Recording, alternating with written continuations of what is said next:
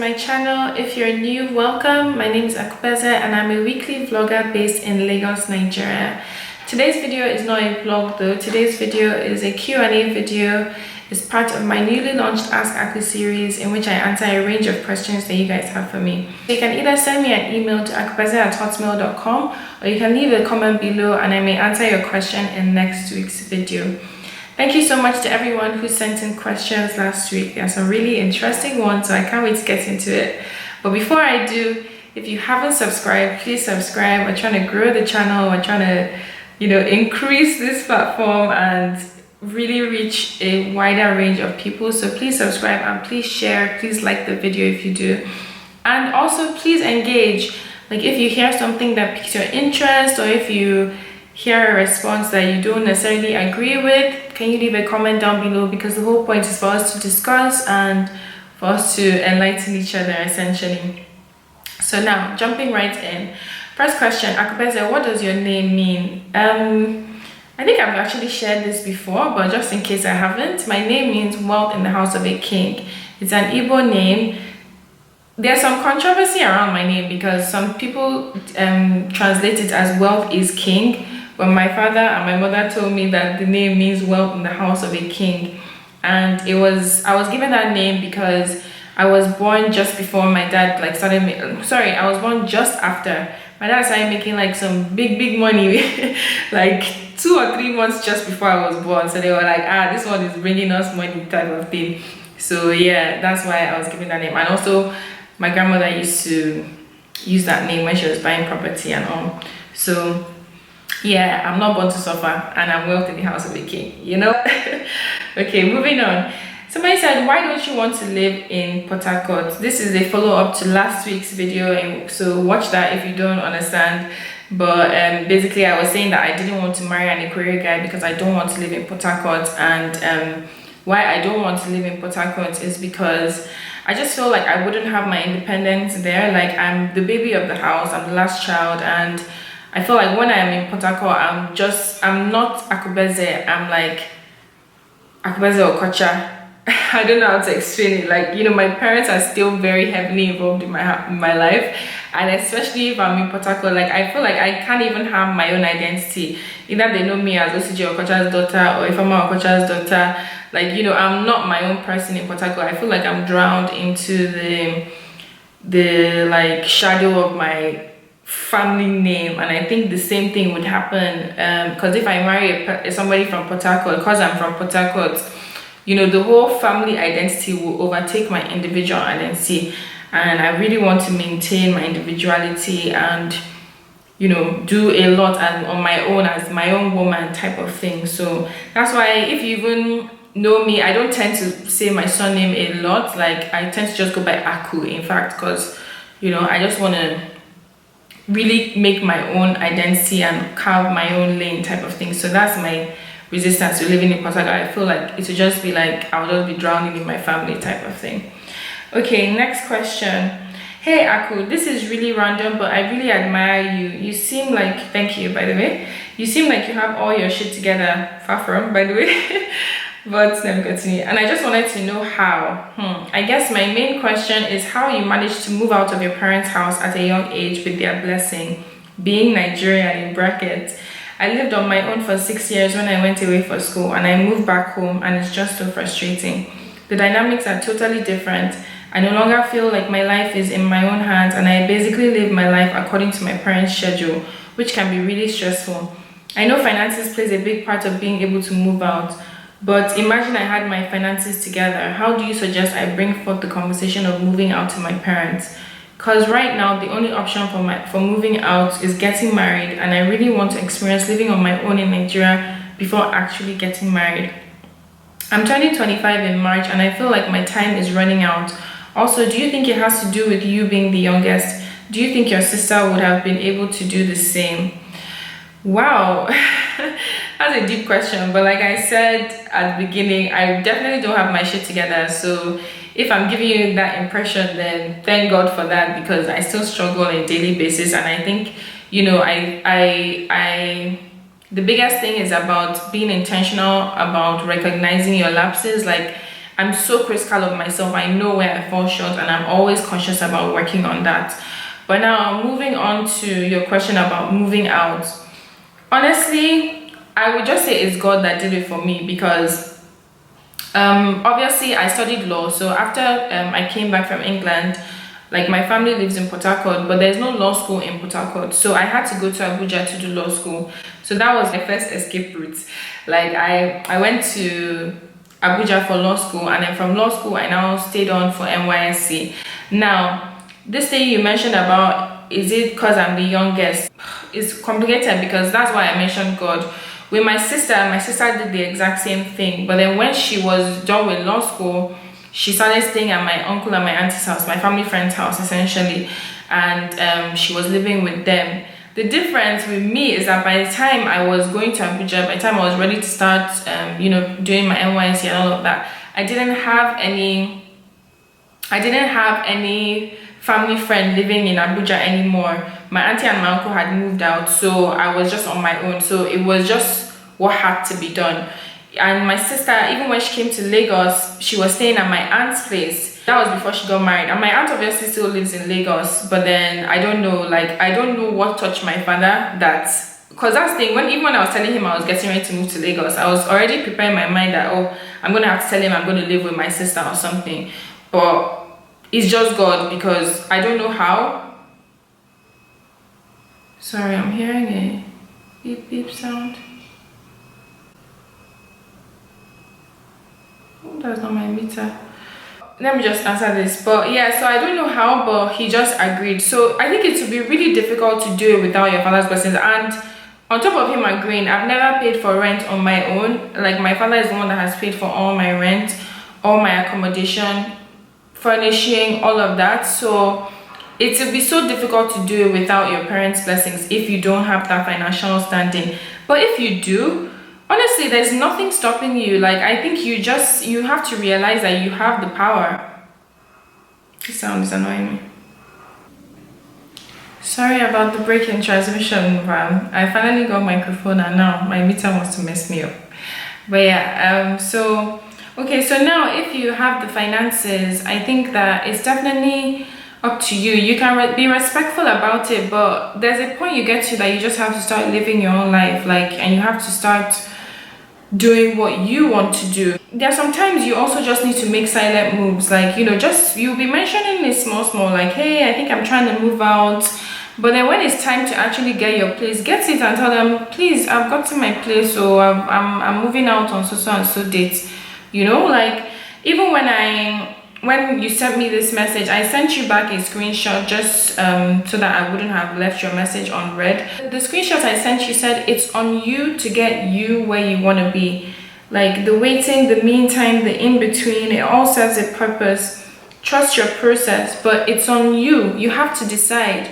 You have to say, you know what, I'm taking this decision for my life. That's why at 25 I decided, please, I'll be damned, I'm going back on YouTube. I don't care what anybody says. I really just felt like I need to do what I need to do for my own life. If not, I'm not going to be fulfilled. So if you know that you really do want to have that experience before moving into your husband's house, and I actually highly recommend it. There are so many things you learn, even from understanding what a breaker is. I never knew what that is. There are so many things that when you're at your parents' house, you're so oblivious to. You don't even know how the house is really running. So how are you now going to go and start running a house without even knowing how it works, So there's value in it, and I think just do it.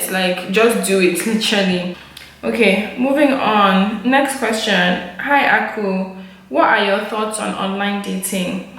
I think that online dating is so interesting. I feel like, for me especially, I was a very sheltered child growing up, and then when I was in secondary school, which is when I started dating, obviously you become yourself boyfriend and girlfriend, but really actually, were you doing anything? So yeah, that was when I started dating. I started dating with online dating because, first of all, I was in boarding house, and then secondly, I also lived in Portharcourt. So even if we got half-time break or something, I would have to go back to Portharcourt. So I spent a lot of time talking to my guys online, on Facebook, on MSN, on where else, BBM, there were different online platforms. So I think online dating is really cool because it lets you meet people even if you're you're sheltered, or even if you're like, you know, in isolation. Like now during COVID, it would be so useful to online date because you may not necessarily get to see people, but then because you're online, you can talk to people and get to know them. And I think it's also just, it just increases your reach. And it's so interesting because one of my friends, my best friend actually, she moved to New York, so she's currently in New York, and I didn't even realize how important online dating was over there. Like most of the people that she meets, like, and you know what they call dating is just like going on dates there. It's not necessarily boyfriend and girlfriend the way we call it boyfriend and girlfriend, but you know, she goes on dates with quite a few people that she meets on all these apps and stuff. I don't think we've reached the level of apps in Nigeria, Sha, but you know, like even if it's just like social media and stuff, I think it's really cool. And it also helps you, you're able to like see some history about the person, get a bigger picture about the person. Like there's some guys that, you know, I'll be talking to and I may even be thinking I'm feeling them until I go and run through their profile, and I'll be seeing things maybe they posted in like 2014, and I'm like, well, how does your mind work?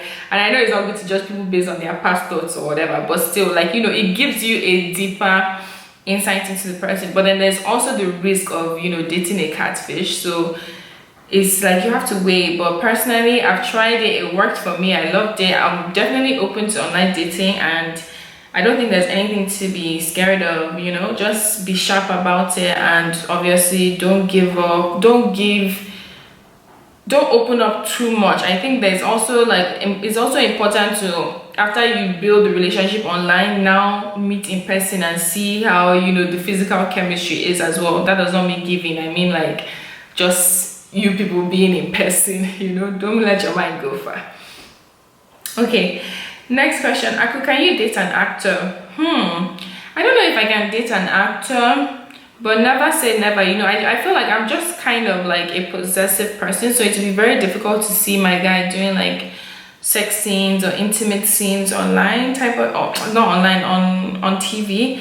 So that's just the thing. I don't know, I love talent, I love creative, so I never say never. You know, talent is so attractive, so if it's a good actor, I could, but you know, that's not my preference. I think I would rather date a musician than date an actor, sure.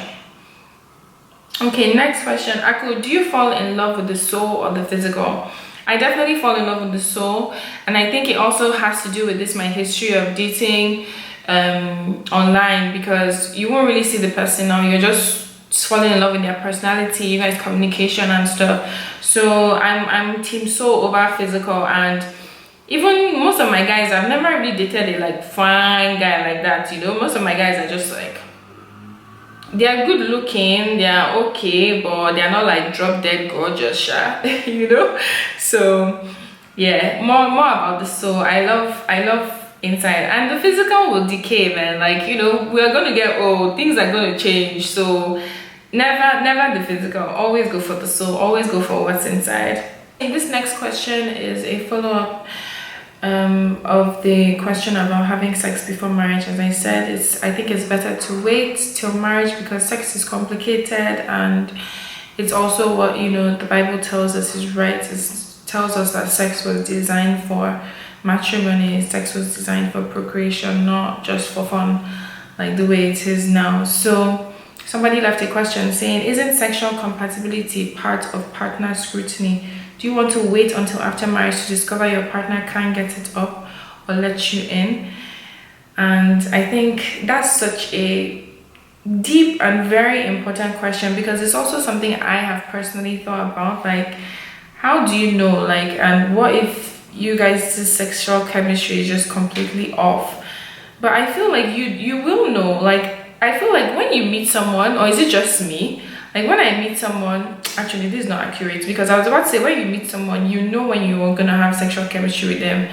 But then my ex, who was like my sexual toxic relationship ex, when I met him, I didn't even like him, as in like he used to irritate me. So little did I know that the guy was gonna hammer me.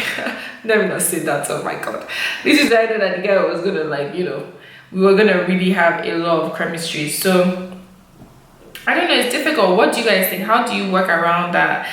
I think, you know, those issues about your partner getting it up or letting you in, there are things that maybe you can work on if both people are willing to. And it's not sex that makes marriage at the end of the day. Like, it's just a matter of I don't know, man. This one passed me. At the end of the day, I'm not married, so I can't even advise. Like, but I think sexual compatibility is a very important part of partner scrutiny, especially if you're a sexual person. So, I don't know how you work around it. Like, how do you guys work around it? That one is actually a difficult one to answer. Okay, next question. Said Aku, please in your next episode, can you share tips on how to deal with a breakup the healthy way? Like in a serious relationship that was already at the engagement level, but things didn't work out no more. And just generally how to completely detach and move on. I think the best thing to do is give yourself time. Like honestly, don't be in a hurry, don't be in a rush. Because this person has, if it was that serious that I got to engagement, like this person has really like entered your life. Like they have actually they have a part of you, Sha. As in, you're never gonna forget them. So don't even think that. Don't be in a hurry to forget them. Process the fact that the relationship broke down and process the reasons why the relationship broke down. Keep just working through it so that you're able to really move on in a healthy way. And obviously, you can do things like unfollowing or blocking on social media if need be, because out of sight, out of mind. Burn pictures, not throw away, burn. As in I feel like there's a like spiritual element to burning old pictures and old things that they had. So that it's like ashes to ashes, dust to dust. Let it just go, let it flow, let it bye, as in so I think I would say that. I would also say you may need to seek therapy, or just have someone or a confidant, someone you can talk to. Don't be in a hurry as well to just jump into another relationship with unresolved feelings. Just take your time. I think the best thing I can do is just take your time, because I feel like sometimes breakups, they can kind of be like a loss. Like I remember when I broke up with my ex who eventually died.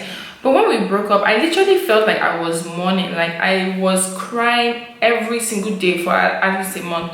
It was the hardest thing ever, and everything I saw would remind me of him and stuff. So it's just like, you have to process it the way that you would process as if somebody was dying.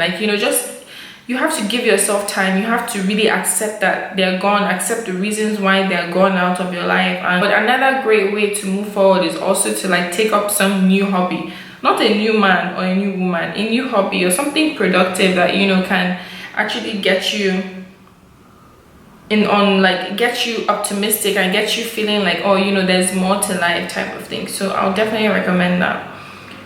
Sorry about that sound again, but okay, moving on to the last question now. Please keep me hi Aku, please keep me anonymous. I was wondering if you think it's okay for your boyfriend to watch porn behind your back. I recently caught my boyfriend watching anal porn and I just don't know how to feel about it. He's never even spoken to me about anal sex. So it's really weird to me that he will be masturbating to that. Shall I love your new series and I just want to say I'm rooting for you. Thank you for that. But I had actually shared this email on my community post, so a bunch of you had already reacted to it. So if you haven't, go check it out on my community tab. I thought the comments were quite interesting.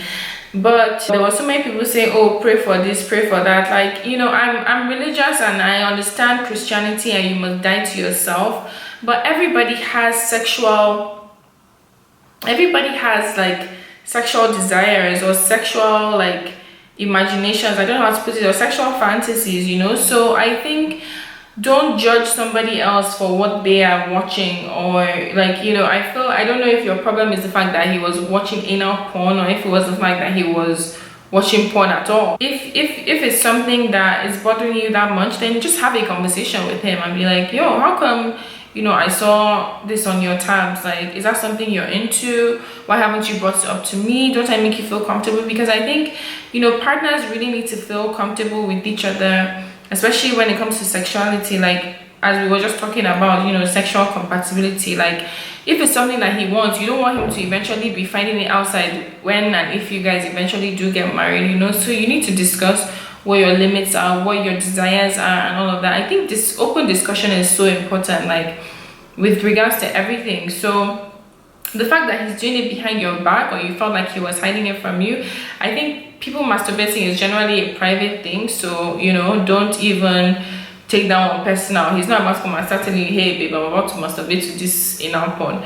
But I feel like you, now that you've seen it, it's worth having a conversation with him, especially if you know that it's something that you may not necessarily be able to stand for or do. And yeah, is watching porn a sin? That's something I was wondering when I was looking at all those comments. I think, you know, having those sexual thoughts and desires, where does it become a sin? Just watching, is it a sin? Or is it like masturbating that's a sin? Or is it like acting on it that's a sin? Not actually practicing what you see in the porn. It's difficult for me to judge. Like, I know fornication is a sin, that one is for sure, but is there anywhere in the Bible that they said watching porn is a sin? I don't know. Personally, I don't even watch porn. I used to when I was younger, just based on wanting to know what this whole sex thing is about. But then since I got older, I don't really do that. So I don't know, you know. So if you call watching porn a sin, what of watching like sex scenes in movies? It's like a great area. So open communication is what I would say. Just speak to your guy and work through it, and you guys will know how you can, you know, move forward. So yeah, that brings us to the end of this week's questions. I hope you enjoyed the video regardless. Please definitely leave a comment if you have a reaction to anything I said. Once again, sorry about the background noise. I really don't know how I'm going to work around it, but you know, we'll keep trying to improve. I hope the microphone also gave better audio quality this time. And yeah, that's it from me, y'all. So see you in my next video. And if you have a question, please don't forget to email me akubeze@hotmail.com, or you can leave a comment below. And also don't forget to transform yourself. My walk and my talk been different. My style and my thoughts been different. I got you.